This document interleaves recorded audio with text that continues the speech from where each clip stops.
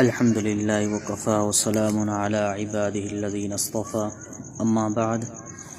عن عائشة رضي الله تعالى عنها ان رسول الله صلى الله عليه وسلم قال: من ظلم قيد الشبر من الارض توقه من 7 ارضين. ام المومنین حضرت سید عائشہ صدیقہ رضی اللہ تعالیٰ عنہ فرماتی ہیں کہ جناب نبی کریم صلی اللہ علیہ وسلم نے ارشاد فرمایا: جس نے بالشت بھر زمین بھی ظلم اور زیادتی کے ساتھ ہتھیا لی تو قیامت کے دن اسے 7 زمینوں کا طوق پہنایا جائے گا.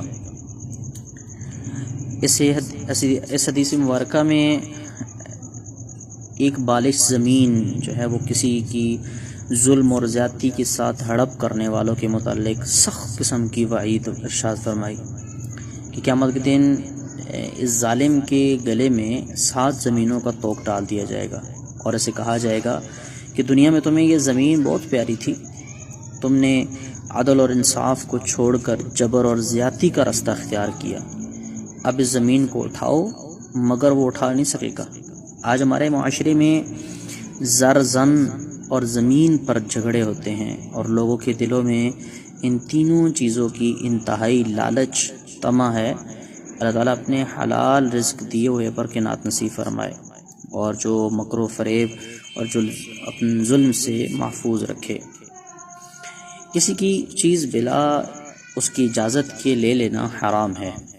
اس طرح کسی کا مال حاصل کرنے کے لیے ظلم اور غصب کرنا اور اس کو چھین لینا بھی ایک بدترین قسم کا کام ہے اور جس کو اسلام میں کوئی گنجائش نہیں دی گئی، اور اس پر شدید قسم کی وعیدیں بھی وارد ہوئی ہیں. جو کسی کی کوئی چیز اس طرح لیتا ہے کہ اس کے لیے وہ چیز حرام ہوتی ہے، حتیٰ کہ اگر جھوٹا مقدمہ چلا کر وصول کرتا ہے تب بھی وہ حرام ہے. جیسا کہ اللہ تعالیٰ سورہ نساء میں فرماتے ہیں: ان الذین یأکلون اموال الیتامی ظلما انما یأکلون فی بطونہم نارا وسیصلون سعیرا. جو لوگ یتیموں کا مال ظلم اور زیادتی اور زبردستی کھا جاتے ہیں وہ دراصل اپنے پیٹوں میں انگارے کھاتے ہیں اور وہ عنقریب جہنم میں داخل ہوں گے. اور اسی سلسلے میں بہت ساری احادیث وارد ہوئی ہیں. ایک حدیث میں آپ صلی اللہ علیہ وسلم نے ارشاد فرمایا کہ کسی شخص کو حلال نہیں کہ وہ اپنے مسلمان بھائی کا عصا یعنی لکڑی بھی بغیر اس کے دل کی خوشی اور رضامندی کے لیے لے، اور اس کے لیے اللہ تعالیٰ نے مسلمان کا مال دوسرے مسلمان پر سخت طور پر حرام کیا. اور اسی طرح ایک اور حدیث میں آپ صلی اللہ علیہ وسلم نے ارشاد فرمایا کسی مسلمان کا مال اس کی دلی رضامندی اور خوشی کے بغیر لینا حلال نہیں ہے. اور ایک اور روایت کہ مسلمان کی ہر چیز دوسرے مسلمان پر حرام ہے، اس کا مال بھی، اس کی جان بھی، اس کی عزت اور آبرو بھی. اور آدمی کی شر کے لیے یہ بات کافی ہے کہ مسلمان کی تحقیر کرے. ظلم اور زبردستی کے ساتھ کسی کا مال لے لینے کے بارے میں اور بھی چند احادیث ہیں، جیسا کہ آپ صلی اللہ علیہ وسلم نے ارشاد فرمایا کہ کسی نے کسی ایک بالشت زمین بھی ظلم سے لے لی قیامت کے دن، جس طرح حضرت ام عائشہ کی روایت ہے. یہی روایت حضرت سعد بن زید رضی اللہ تعالیٰ عنہ سے روایت بھی ہے. اور اسی طرح ایک اور روایت میں ہے کہ جس نے بغیر حق کے کسی کی زمین سے چھین لیا تو اس کو 7 زمینوں تک دھنسا دیا جائے گا. اس روایت میں 7 زمینوں کا طوق ہے اور دوسری روایت میں 7 زمینوں تک دھنسا دیا جائے گا. اور اسی طرح ایک اور روایت میں ہے کہ کوئی کسی کی ایسی چیز جس کی طرف لوگوں کی آنکھیں اٹھتی ہیں ایسی چیز کو نہیں چھینتا کہ اس حال میں کہ وہ مومن ہو. ٹھیک ہے.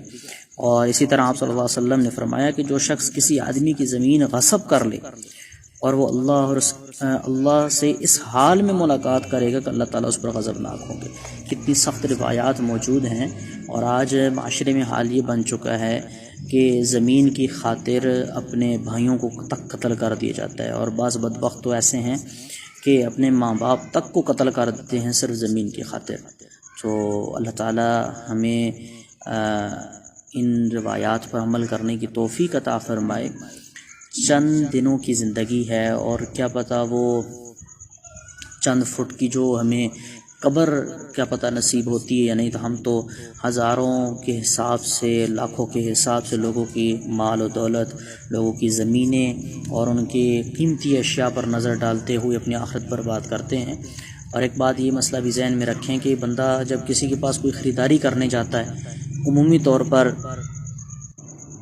ایک رواج بن چکا ہے کہ لوگ جب کسی سے کوئی چیز خریدتے ہیں، خاص طور پر ریڈی بانوں سے، تو ریڈی پر کوئی چیز لگی ہے، خریدتے الگ ہیں لیکن اس سے بغیر اجازت اٹھا کر کھاتے ہیں، تو یہ کھانا بھی شرعاً ناجائز ہے، ٹھیک ہے۔